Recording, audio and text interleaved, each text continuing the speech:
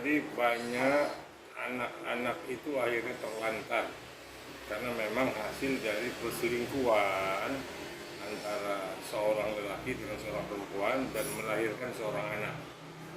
Nah, sekarang ini sudah ada putusan dari MK.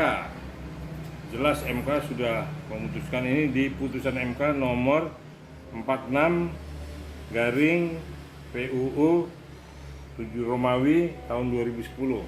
Di situ dikatakan kalau bapaknya selingkuh dengan seorang wanita dan melahirkan seorang anak, tidak didaftarkan di Dukcapil untuk mendapatkan akte kelahiran, ya, atau kalau sudah besar namanya surat kena lahir, maka memang kesulitan anak tersebut adalah ketika anak tersebut akan mendaftarkan sekolah ataupun mau mendapatkan hak-haknya. Nah, tetapi ya kalau secara waris anak itu tetap ya sekalipun tidak mempunyai dokumen perkawinan ya, tetapi akan dilakukan tes DNA ya, tes DNA bahwa anak yang lahir dari di luar pernikahan tetap berhak mendapatkan waris dari bapak biologis. Unik nih ya, di satu sisi anak itu mewaris karena biologis dari bapaknya, di satu sisi administrasi ini yang menjadi persoalan.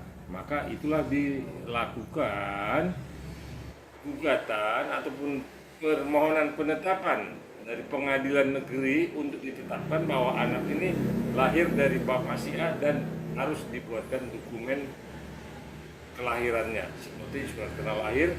Baru nanti memang dari pengantar rumah sakit selalu ditanya bapaknya siapa, emaknya siapa. Nah, itulah keluarlah surat keterangan lahir, baru didaftarkan ke Dukcapil untuk mendapatkan akte kelahiran ataupun nomor induk penduduk NIP. Terus artinya supaya anak ini mempunyai status hukum, orang tua minimal ibunya itu mesti memohon minta penetapan ke pengadilan agar anak ini ditetapkan bahwa anak ini adalah hasil perkawinan dari si bapak tadi yang namanya siapa. Nah, misalnya nama Patri, ya dari Patri Trijono ya. Jadi supaya anak itu pun ke depannya itu mempunyai legalitas pribadi secara hukum.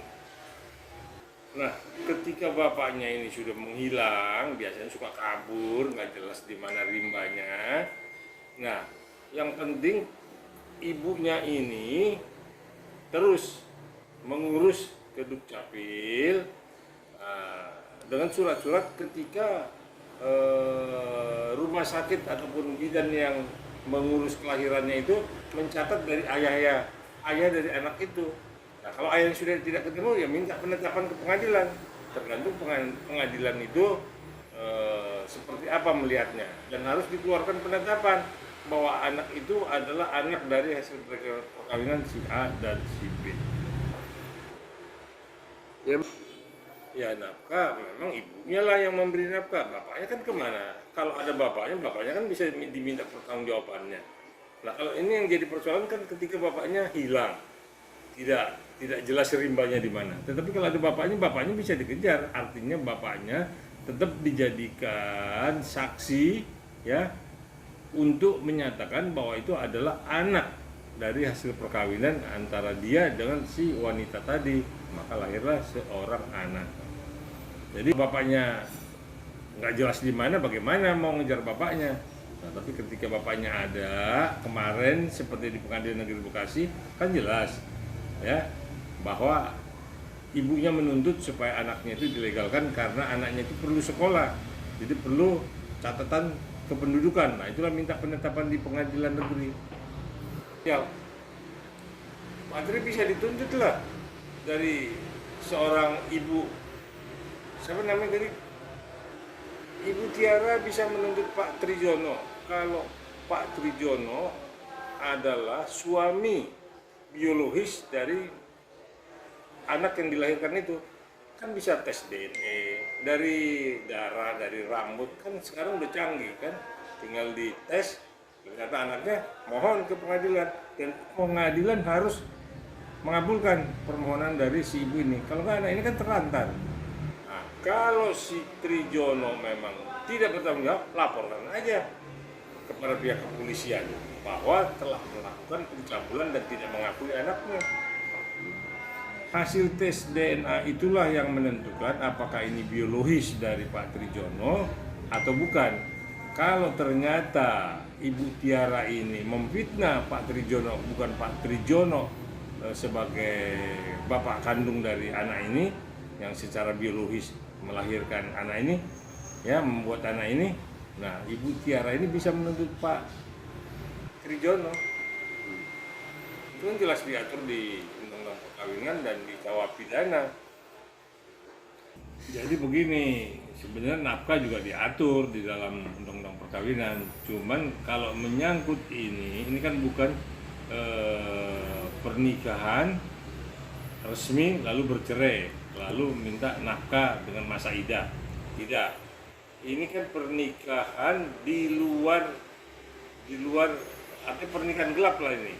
Entah kawin siri, entah ini hubungan gelap ya.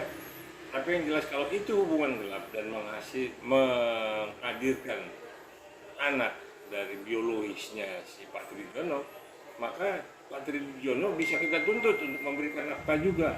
Nah sekarang kan modelnya udah lain, dia tidak mampu, dia tidak bekerja, dia bagaimana kemudian, tapi si ibu ini, Bu Tri ini berhak untuk menuntut ke pengadilan untuk ditetapkan bahwa Pak Trijono adalah ayah kandung dari anak ini, dan Pak Trijono harus bertanggung jawab terhadap nafkah dan pendidikan anak ini. Itu harus jelas gitu ya, tidak boleh, artinya pengadilan tidak boleh tidak mengabulkan permohonan dari Ibu Tiara. Sebenarnya Pak Trijono ini harus merasa lah kalau dia berbuat, dia bertanggung jawab, bantu untuk menyelesaikan, minimal membantu untuk supaya anak ini mempunyai dokumen. Itu aja. Kalau soal nafkah itu berdua lah, seperti apa bicarakan yang baik, karena memang tidak terikat di dalam satu ikatan perkawinan, makanya mungkin seperti itulah.